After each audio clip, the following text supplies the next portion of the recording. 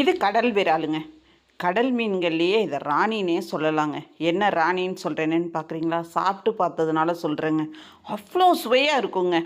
இந்த நம்ம நாட்டு விராலை பார்த்திங்கன்னா எப்படி கரு கரு கருன்னு கருப்பாக இருப்பான். அவனை நாங்கள் தேய்ச்சி வெள்ளை வெள்ளையேன்னு எப்படி உங்களுக்கு கொடுப்போம், அதே மாதிரி தான் இவன் ஸ்லாம்பெல்லாம் எடுத்துட்டு இவனை கத்தியாலேயே தேய்ன்னு தேய்ச்சி சும்மா இந்த மாதிரி தாங்க உங்களுக்கு வெள்ளை வெள்ளையேர்னு கொடுப்போம். இவனை நீங்கள் குழம்பு வச்சிங்கனாலும் சரி, வறுத்து சாப்பிட்டிங்கனாலும் சரி, அவ்வளோ ருசியாக இருக்குங்க. ஒரு வஞ்சரத்தை விட ருசியாக இருக்குமான்னு? ஆமாங்க, வஞ்சரத்துக்கு ஈக்குவலாக இருக்குங்க ருசி. நடுமுள் மட்டும்தான். சும்மா பீஸெல்லாம் அப்படியே அல்வா துண்டு மாதிரி இருக்குங்க. சும்மா எப்படி இருக்கான் பாருங்கள். மீனை பீஸு போடும்போது கொடன்னு ரத்தம் ஊற்றுனாதான்னு இல்லைங்க.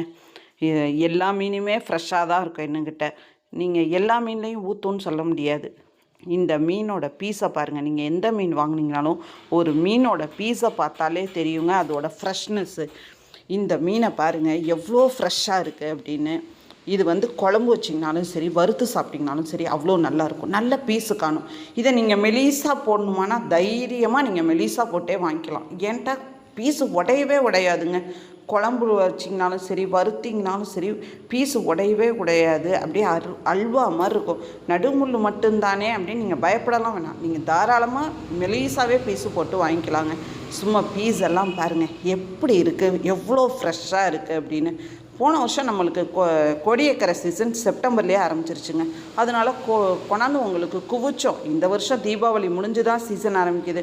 அதனால் நம்மளுக்கு 1, 2ன்னு தாங்க கடைக்கு வருது.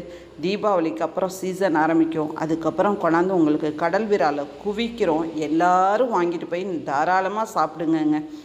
இந்த மீன் கிடச்சா மிஸ் பண்ணிடாதீங்க. அவ்வளோ சுவையாக இருக்குங்க. சும்மா எப்படி இருக்குது பாருங்கங்க ஃப்ரெஷ்ஷாக.